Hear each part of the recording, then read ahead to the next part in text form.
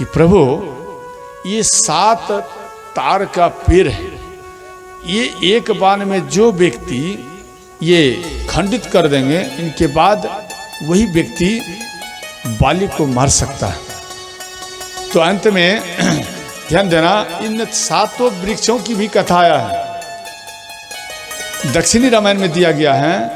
जे श्री बाली ये 7 फल तोड़े, समझ गए, और 8वां तोड़ने के लिए जा रहे थे। तक्षक पुत्र वो आकर इस 7 फलों को घेर कर बैठ गए, फेन कर बैठ गए।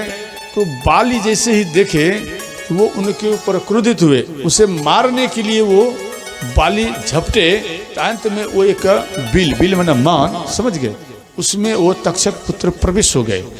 तो वहां पर बाली क्रोधित हुए, अंत में उनको श्राप दिए। ध्यान देना, उनको श्राप दिए जे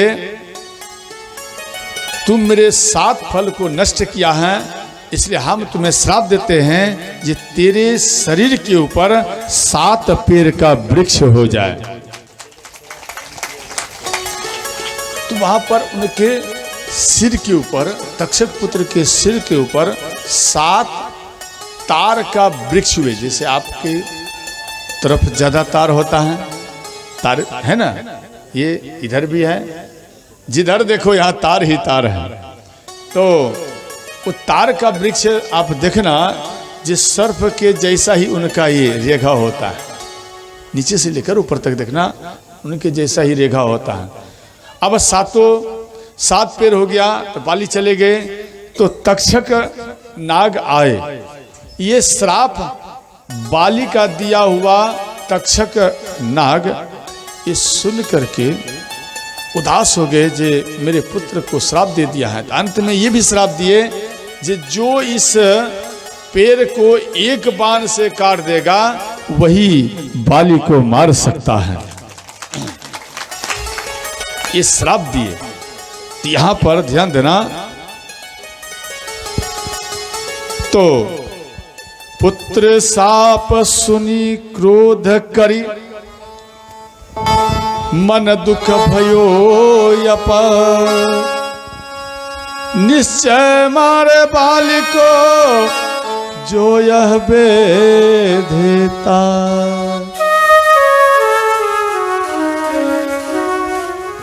तो भगवान श्री राम तुरंत इन वृक्षों के पास आए और एक ही बाण में सुग्रीव जी को बोले आप इस जगह खड़े रहो। एक ही बाण पर उन वृक्षों को कई खंड कर दिए। जब खंड कर दिए तो ध्यान देना, खंड होने के बाद जड़ से फिर पुनः वो सर्प निकले और भगवान श्री राम के चरण में प्रणाम किए। इनके बाद भगवान श्री राम बोले एक काम करो, बाली के पास, अर्थात तक्षक पुत्र को कह रहे हैं भगवान जी, हमारा आप एक काम करो। बोले हे नाथ क्या काम करें? आप बाली के पास जाइए, इंद्र की दी हुई माला है, आप उन माला को लेकर आओ, इनके बाद हमारा काम पूर्ण हो जाएगा। ये बात सुन कर तक्षक पुत्र आए और बाली के यानी जो गले में इंद्र का माला दिया हुआ था वो सोते समय उसे रख दिया करते थे उतार कर, और ये तक्षक पुत्र जाकर वो माला लाकर भगवान को दिए। तो भगवान का स्तुति किए, विनती किए, अंत में तक्षक पुत्र अपने लोगों को ही चले गए। और इधर ध्यान देना, सुबह हुआ तो श्री सुग्रीव जी को बोले जी मित्र आप जाइए युद्ध करने के लिए। तो युद्ध करने के लिए ये गए, परंतु इन दोनों में जब युद्ध होने लगा तो दोनों का एक जैसा रूप था। भगवान श्री राम मन में सोचे भाई ये तो दोनों एक जैसा है। तो अंत में बाली को, सुग्रीव को कई प्रकार से पीटे, अंत में भाग गए। इनका एक एक अंग दुख रहा था। इधर श्री सुग्रीव जी का शरीर दुखने लगा। तो यहां पर बोले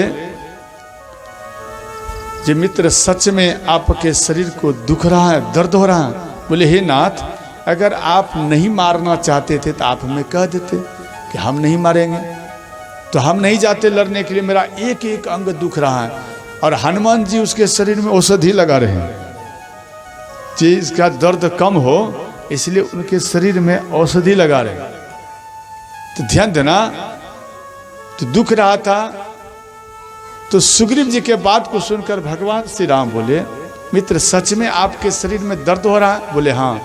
तो ध्यान देना, कर परसा सुग्रीव शरीरा, तनु भाकुलिस गई सब पीरा। अर्थात जैसे ही भगवान श्री राम सुग्रीव जी के शरीर के ऊपर हाथ रखे तो उनका जितना दर्द था वो सब सदा सदा के लिए ही नष्ट हो गए। अब कह रहे मित्र कैसा लग रहा है?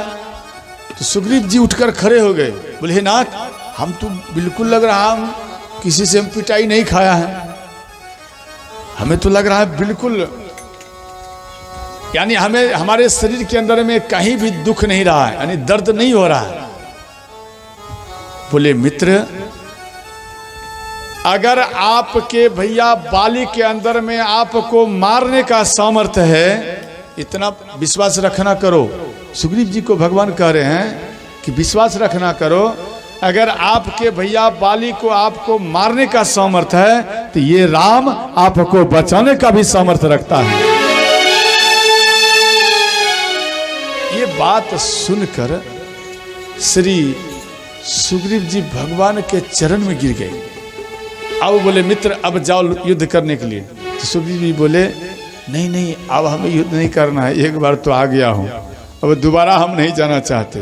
बोले मित्र शायद आपको मालूम नहीं कि आप दोनों भाई का एक ही जैसा रूप है, हमें ये मालूम नहीं था, इसी कारण हम नहीं मारे। तो सुग्रीव जी बोले हे नाथ, कम से कम ये तो समझ लेते जे जो पीट रहा है वो बाली है और जो पिटाई खा रहा है आपका वो मित्र है। बोले मित्र हमें क्या पता जे आप इतना समय तक पिटाई ही केवल खाते रहते हो, हमें क्या मालूम। तो गले से माला उतारकर भगवान सुग्रीव जी को दिए और युद्ध करने के लिए भेजे। अंत में इन दोनों में युद्ध चलता रहा। सुग्रीव जी छल बल करते थे, जे भगवान बचाएंगे नहीं बचाएंगे, समझ गए, इनके अंदर में छल बल था, भगवान कुछ नहीं किए। जब तक इनके बहु छल बल सुग्रीव कर, ध्यान देना, बहुत छल बल करते थे सुग्रीव जी, और लड़ भी रहे हैं, सोच रहे हैं भगवान आ रहे, ये बाण नहीं छोड़ रहे हैं, तो छल बल कर रहे थे। ध्यान देना, अगर आप भक्ति करो, भगवान आपको जो आदेश दे दिया है, गुरु महाराज जो आदेश दे दिया है, तो उन आदेश के अनुसार चलो। अगर छलबल करोगे तो आप दुश्मन से भी पीटे खाओगे, दुश्मन से भी पिटाई खाना पड़ता है, इसलिए छलबल मत करो। जो संत आपको आदेश दे दिया है आप अनुसार चलो, तो दुश्मन भी आपका प्रेमी बन जाएगा। तो यहाँ पर सुग्रीव जी छलबल करने लगे। तो अंत में ये श्री बाली ये गदा को उठाए।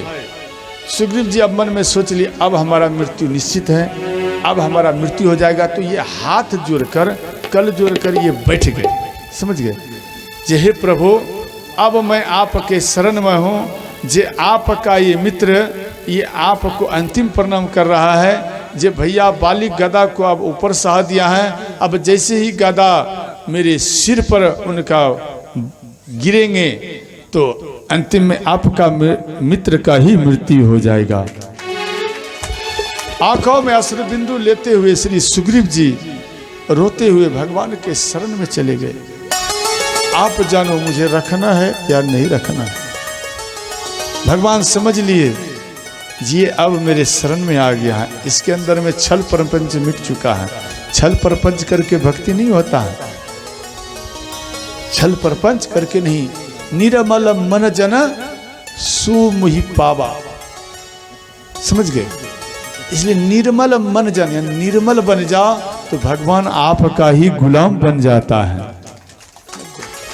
तो वहां पर भगवान श्री राम भगवान शिव को याद कर श्री बाली को बाण मारे और बाली के सीने में जैसे ही लगे अंत में वो द्रांग से गिर गए।